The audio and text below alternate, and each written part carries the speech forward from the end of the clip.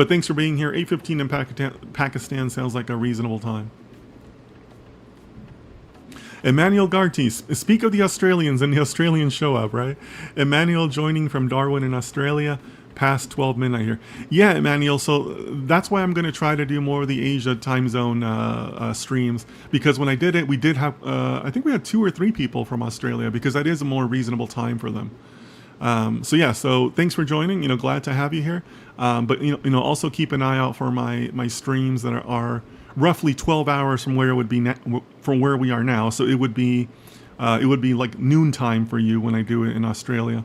But yeah, glad to see that you're here. Now, Darwin, Australia, correct me if I'm wrong here, but I think that's on the west coast of Australia.